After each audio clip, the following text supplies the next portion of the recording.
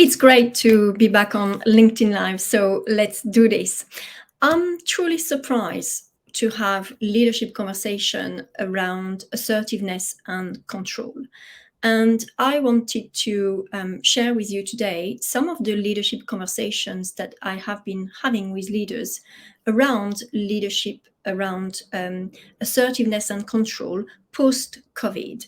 And I'm saying post-COVID because a lot of conversations have been focused on kindness and kind leadership and empathy and listening skills. And it seems and it feels for some leaders that actually being assertive and controlling are not great things to do in your leadership. So I don't necessarily agree with that. I would like to make sure that we have an opportunity to perhaps explore a little bit further about what is assertiveness and what is controlling, and the assumptions that leaders are making when they think about assertiveness and control. So the first thing I'd like to do is I'd like to go back to the definition of assertiveness. So what is it? What does it mean? So assertiveness is a social skill, and it's a social skills that relies on effective communication. So by effective communication, yes, it's when we speak for sure, but it is also everything that is linked to the non-verbal communication. And as we know, 55% of our communication is non-verbal. So being assertive is relies on your communication, and it's when you are respecting the thought, the thinking of other people, when you stand for what you believe in, and for yourself, for your own self, and for other people's rights. So assertiveness is about being polite, it's about being respectful, it's about being firm, and it's about being fair. And when we think about assertiveness, it tends to go in one direction because you are assertive with people. So there is only kind of, I call it movement. There's only one movement between yourself and between others. Now, control is very different because control is about influence.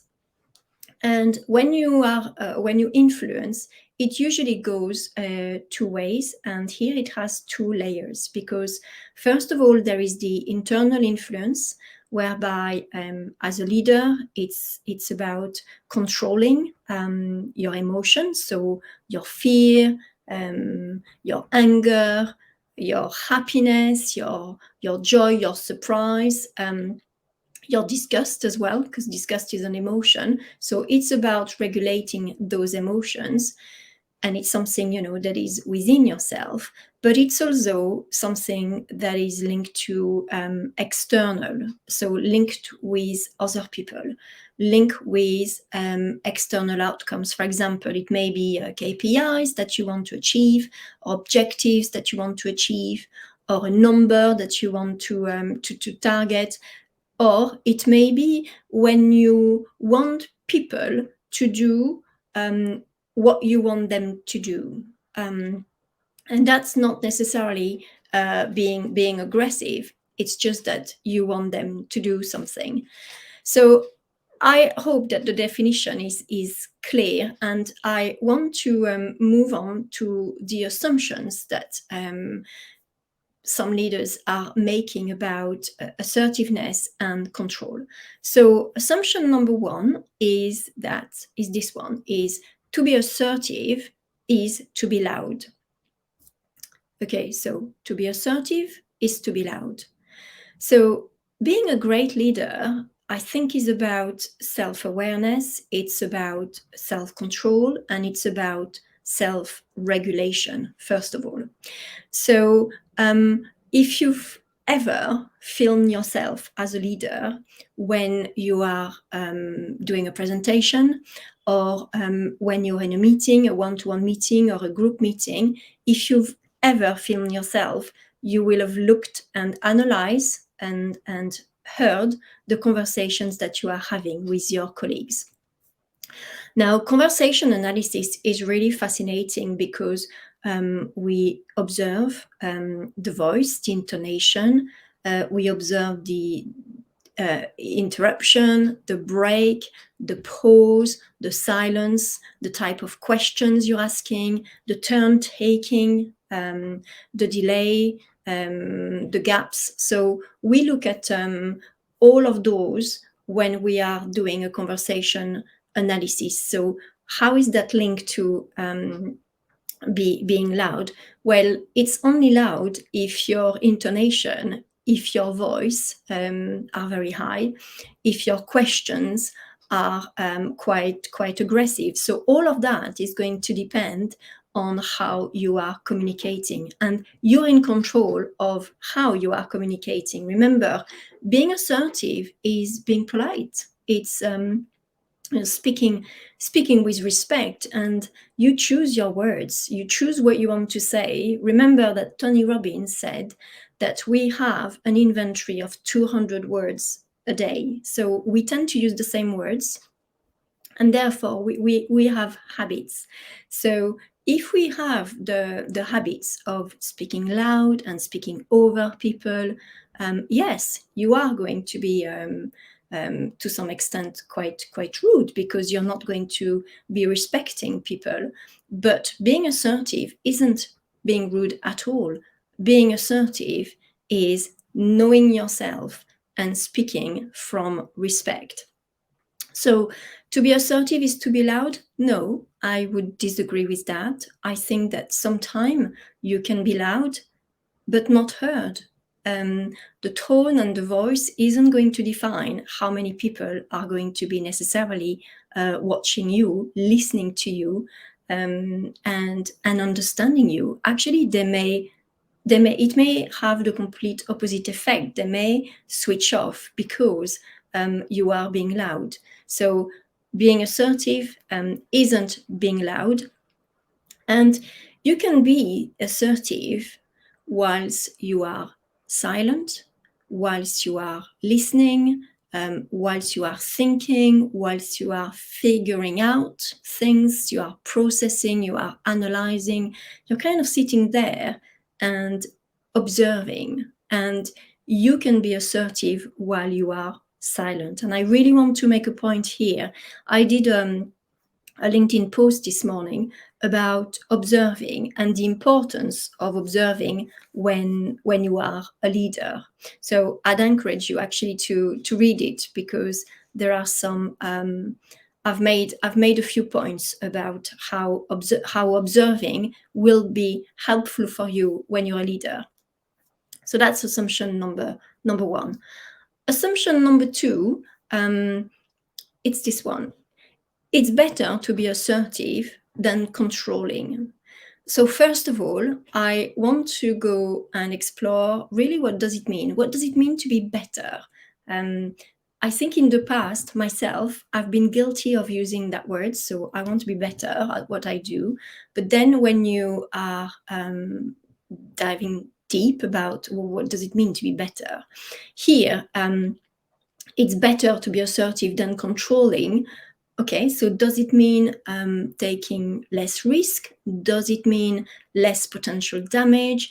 Does it mean that it's safer? And I would actually disagree. I disagree that it's better to be assertive than controlling, simply because in some situations, any leader is going to have to be controlling. You're going to have to make some decision. You're going to have to take some actions where you're in control. And in those situations, you need to be controlling. And being controlling doesn't mean that you are aggressive, by all means. So let's explore. Let's give you some example of situations where you might need to be controlling. So the first one is about, remember, we talked about controlling your own emotion. And here, if I'm thinking about a difficult conversation, so let's say you're having a difficult conversation and you're really struggling because you're quite upset by what the person is telling you, and yet you can't appear to be upset. So sometimes there is what we can't see, and sometimes there is what is visible to what is not visible. And ideally, it's better to some extent if you can control your own emotion. And I think it comes with time. When I work with leaders and they get frustrated because they are fed up, and they say to me, it's written all over my face that I'm not controlling my emotion because I'm very unhappy with what I am hearing. That comes with time, and I think that the more you practice, the more it helps you understanding who you are and self-regulating those emotions that you're having. The second example that I want to give when it's better to be controlling is when you want people to do what you want them to do. So when you want people to do specific things, okay? So those specific things might be when you want your colleagues to follow some specific policies. So for example, performance management, and whether it is a performance management where it's ongoing discussions throughout the year, or whether you have some touch points during the year, 3 or 4 touch points. It's not about the format of the performance management. It's the fact that it is a policy and that it needs to be done. It's same with other policies in your organization, the bullying policy, the harassment policy, but also, the code of conduct, the absence leave. You do want people to some extent comply to those policies. Otherwise, everybody does what they want in your organization. So at times, you're going to have to control that people do what they're expected to do. And that might come with training, it might come with all your communication, but it needs to happen. The other point that I want to make here on controlling is, so it's the policies, yes, follow policies, but it may be that sometimes you have to be controlling when you want your managers, for some extent, to attend training. So you might organize a training on perhaps, line management training or performance management training, and you want them to attend that training so that they can improve the way they give feedback, the way they communicate, the way they're asking questions. And it's not something that is optional. It's not something that is open to debate. It's just something that will make them be more skillful at what they do, because everything we say has an impact. Conversations don't need to be hours long for you to have an impact. It's about what you say, it's about how you say it, it's about the questions you're asking. And my third point on that about controlling is, at time you will fight for some cause. And there are quite a lot of causes at the moment that we are fighting for, a lot of movement that we are fighting for. So for example, gender pay gap is something that we are all working on, and you will have to exercise some control to make sure that it's going in the right direction.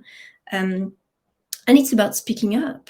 And again, it's not about speaking up with some aggressivity, about being loud. It's not at all about that. It's just making sure that your message is getting through. And another cause that you might be fighting for at work, and I think that there is a very good person on LinkedIn, Julie Dennis. She works on the menopause at work, and she was a guest actually on one of my podcasts. It may be something that you want to fight for at work. So it's better to be assertive than controlling. Absolutely not. I think that at times it's okay to be controlling because of the context. You're just adapting to the context of what's happening at work. The third assumption is is this one, is to control, is to be unkind. So we're coming back to the notion of kindness and empathy and listening skills. And if I control, I'm not going to be kind with other people. Well, first of all, it's an assumption. We don't know. Secondly is, I think we need to look at the definition of the word unkind. And being unkind is to deliberately, okay, carelessly or accidentally causing people harm, fear, upset, distress, anger for reasons of perhaps, personal reasons or for pleasure, okay? So as I explained earlier on, controlling isn't about that at all. Controlling is more about the duty of care that you have and the duty of care that we exercise in terms of the well-being, in terms of the welfare or the compliance or the good practice.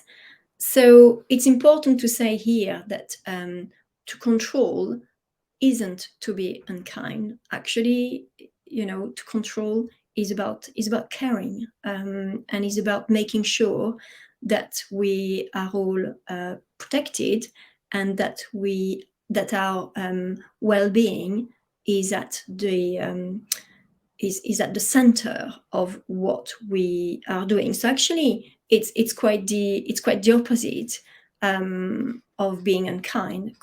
Controlling can be kind.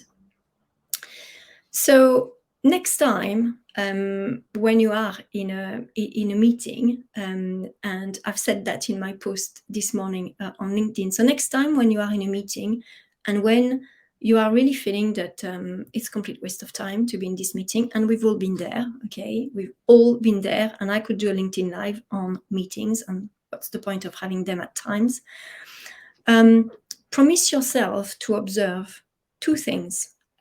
Assertiveness in a meeting, so your colleagues, and assertiveness, yourself, and assertiveness, and control, the element of control in the meeting. So journal it, write some notes down and reflect and learn from it.